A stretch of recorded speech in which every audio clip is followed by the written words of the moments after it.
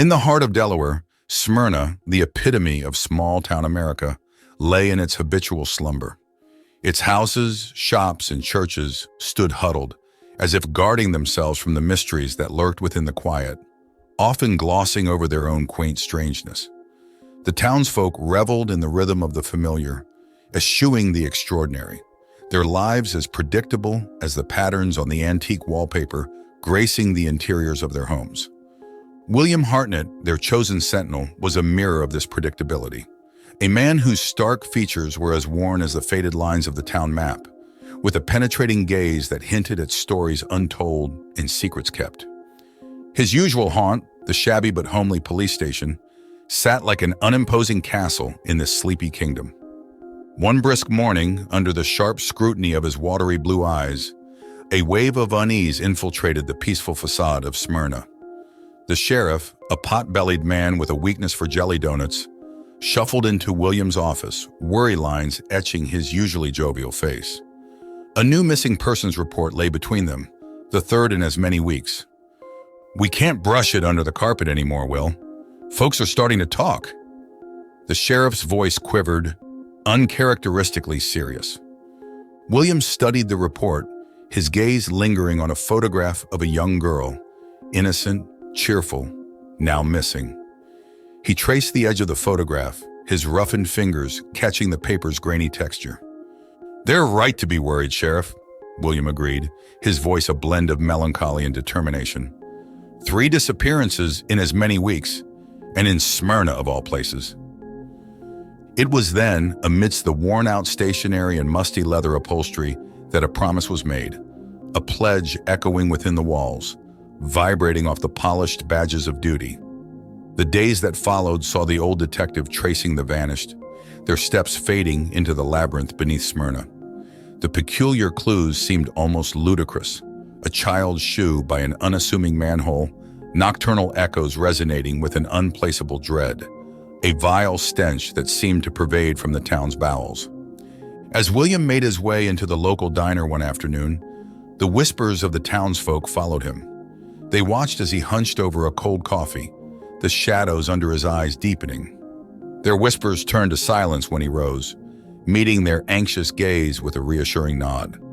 Under the guise of the ordinary, a malaise had begun to stir in Smyrna.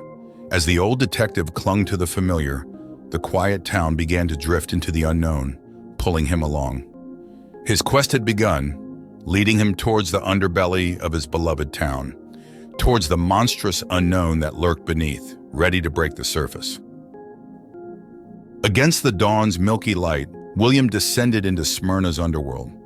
The manhole, a gaping mouth, swallowed him whole into the belly of the town's past. The air grew denser, a suffocating blend of must and decay, a testament to the years of neglect and obliviousness. The labyrinthine network of sewers was a world in itself, a grotesque parody of the town. The rusted pipes, crawling with moisture and algae, twisted and turned like gnarled roots into the unseen depths. A subtle symphony of drops falling into the sludge accompanied him, a grotesque serenade to his grim exploration. His flashlight, a beacon in the engulfing gloom, revealed startling revelations. Peculiar slime trails shimmered eerily on the brickwork, their fluorescent green hue alien against the familiar grime. Unsettling scratch marks marred the sewer walls, their patterns strangely purposeful. Then there was the sound, a ceaseless click-clack echoing through the sewers. As he delved deeper, his memories plunged into an abyss of their own. The flashlight's beam, flickering against the damp walls, sparked the echo of a different darkness within him. The recollection of a cold, stormy night, the night he lost his siblings. The feeling of helplessness, the pang of guilt, all rushed back to him like the foul sewer wind. His hand instinctively moved towards an old pocket watch, a memento of simpler times. The metallic coolness against his skin was a stark reminder of the debt he carried, the promise he made to his siblings, his unspoken pledge to the town. His resolve hardened. He wasn't just looking for the missing townsfolk. He was seeking redemption in this grim quest. Back in the comfort of the surface world, word spread of his foray into the underbelly. The townsfolk whispered of his relentless courage, murmured prayers in the hushed tones of desperation. The light of hope flickered in their eyes, mirroring the beam of his flashlight in the underworld below. Days melded into nights, each expedition uncovering more questions than answers. A chilling sense of dread clung to the once familiar town. A tangible change had begun, a transformation as profound as the man navigating the labyrinth below. William stood before an ominous path leading deeper into the heart of the labyrinth, an untrodden path whispering promises of revelations. As he took his first step, the echoes of the alien sounds grew louder, the stench more potent, the sensation of dread more palpable. In the heart of the labyrinth, amidst the stench and the ceaseless clicking, William found her, a missing soul trapped in the ghoulish embrace of the underworld. A chilling tableau of ordinary life grotesquely distorted as Mrs. Harriet Collins, the missing baker's wife, sat huddled in a damp corner, a grotesque parody of her cheerful self. Her eyes, once warm and motherly, now shone with an unholy luminescence. She moved not as a woman but as a marionette, her limbs twitching in an otherworldly rhythm. Her mouth opened. Words tumbled out in a nonsensical cascade, a cacophonous choir of voices that were not her own. He recoiled, the sight of Harriet shaking his stoic resolve. But as he looked into her possessed eyes, he saw not just the horror, but also the echoes of his past traumas. It was a cruel reminder of his purpose, the souls he had failed to save, the debt he yearned to repay. "Harriet," he began, his voice trembling against the relentless clicking echoing around them, "I'm here to help." His words found no recipient in her altered state. Above ground, Smyrna was in turmoil. As word of Harriet's condition spread, fear rippled through the town. Once harmonious whispers now echoed with dread. The community's trust in their sentinel was firm, but frayed at the edges. Conversations hushed into uneasy silence as he walked past, carrying the burden of their dread. Alone in his office, William brooded over Harriet's alien transformation. The pieces of the puzzle were falling into place, forming a grim image he dared not comprehend. But amid the horror, his determination did not falter. Each eerie revelation pushed him further, fueled his pursuit of truth. He was no longer just the town's protector. He was its only hope. In the cruel light of understanding, Smyrna was no longer the town it used to be. It had transformed from an emblem of simplicity to a grotesque stage for an otherworldly horror. Its folks were no longer just neighbors, friends, or family. They were potential vessels, unsuspecting hosts to alien parasites that seeped from the labyrinth below. William, the old detective, the solitary warrior, was adrift on this sea of dread. The extraordinary had breached the boundaries of the mundane, plunging his world into unfathomable terror. Yet he did not waver. He was Smyrna's last line of defense against the advancing tide of cosmic horror. The more he discovered, the more the town changed. With each chilling revelation, the once familiar facades of homes, shops, and churches took on an ominous silhouette, a memento of the impending doom.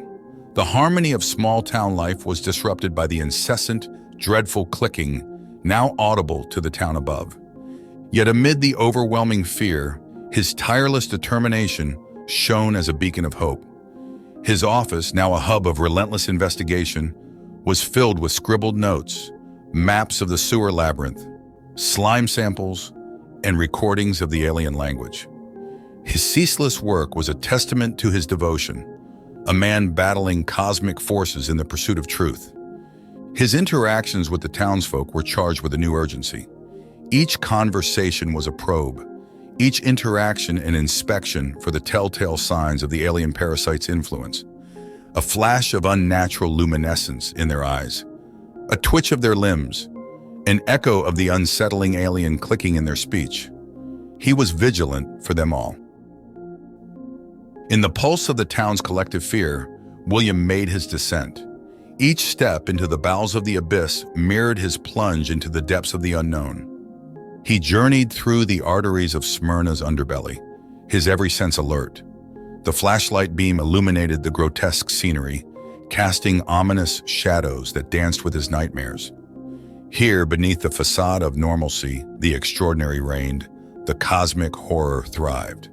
The intricate network of pipes had become a vessel for the alien entity, a sinister nest pulsating with otherworldly life. The deeper he ventured, the more intense the alien presence felt. The fluorescent slime glowed brighter. The air hung heavier. The clicking echoed louder, as though the very walls of the labyrinth were speaking in the twisted alien tongue. Then he saw it, the nucleus of the infestation, a pulsating mass of alien parasites clinging to the sewer walls, throbbing with an abominable life. The sight was a grotesque revelation, the monstrous truth of Smyrna's transformation laid bare. William, in the heart of the alien colony, felt the weight of his duty pressing upon him. His gaze lingered on the abhorrent sight, his mind grappling with the unimaginable reality. Yet within him, the flame of determination did not flicker. A sharp pain seized him, an invisible force gripping his mind. Images flashed before his eyes. His siblings lost in the storm, the faces of the missing townsfolk, the transformed Harriet Collins. The parasites were probing his thoughts, his fears, his traumas, attempting to subdue him. But he wouldn't yield. He was a man indebted to his past, bound by his promise. He held onto his resolve, fighting against the invading force. His thoughts turned to the town above, its familiar streets, its resilient people. He drew strength from their hope, their trust in him. His last conscious thought echoed within him, a silent plea to the cosmic invaders. As the pain escalated, he knew his stand was nearing its end. He had braved the cosmic horror, confronted the unimaginable. Yet his death was not a surrender. It was a culmination of his pledge, his final act of defiance against the alien parasite. The old detective had met his end in the grip of cosmic horror, in the labyrinth beneath the ordinary. His memory would live on, a testament to his unwavering resolve, a beacon against the extraordinary. Thank you for tuning in. If you enjoyed our content, show your support with a like and subscribe, and stay notified by hitting the bell icon. Expect more cosmic horror from Eldritch Tales Factory, and feel free to explore our other stories. See you in the next video.